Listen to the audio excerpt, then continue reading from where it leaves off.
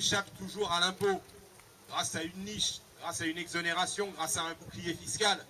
Tous les efforts reposent toujours sur les classes moyennes, c'est-à-dire en vérité sur des hommes et des femmes qui ne vivent pas de leur rente, qui ne vivent pas de leur capital, qui ne vivent que de leur salaire, que de leur travail, que de leurs efforts. Alors il faut répartir justement l'impôt. Non, la réponse, ce n'est pas de faire croire qu'on ne paiera plus d'impôts. Ça, c'est la démagogie. Ça n'est pas de dire que l'on va sans cesse sabrer, sabrer et toujours sabrer dans les dépenses publiques. Ce qu'ils appellent dépenses publiques, c'est ce que les Français appellent services publics. Est-ce que les Français veulent moins d'infirmières dans les hôpitaux? Est-ce qu'ils veulent moins d'écoles pour leurs enfants? Est-ce qu'ils veulent moins de policiers ou de gendarmes pour leur quartier, pour leur village? Et tout cela, évidemment, ça doit reposer sur la juste contribution en fonction de ses capacités. Je crois que c'est même écrit dans la Constitution depuis 1789. Alors, en fonction de ses capacités, eh bien, ça veut dire que oui, il faut une fiscalité qui soit juste, qui soit redistributive, qui fasse payer au moins autant, si ce n'est plus, le capital et la rente que le travail. Et pour cela, il faudra une véritable révolution fiscale.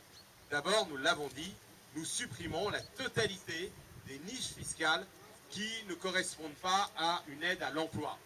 Quand il y a des allègements de charges qui correspondent par exemple pour les bas salaires, pour les SMIC, à un soutien à l'emploi de ceux qui sont peu qualifiés, alors on peut comprendre qu'il y ait des exonérations. Mais quand il s'agit d'exonérer des gens parce qu'ils font de la spéculation, qu'ils ont des portefeuilles d'actions, qu'ils accumulent des biens immobiliers, il n'y a pas de justification à des exonérations fiscales.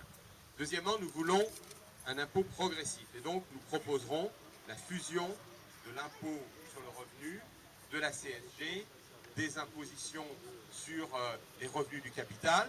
Aujourd'hui, quand vous vendez des paquets d'actions de stock options, vous payez ce qu'on appelle un prélèvement libératoire, c'est-à-dire proportionnel, d'environ 15 ou 17 ou 19%, alors qu'en général, l'imposition d'un salarié, d'un employé, d'un cadre qui vit de ses revenus normaux du travail, c'est plutôt de l'ordre de 30%. Donc nous imposerons qu'il y ait une règle qui soit la même pour tous les revenus. Et donc le prélèvement dans les mêmes proportions des revenus du capital, des revenus salariaux.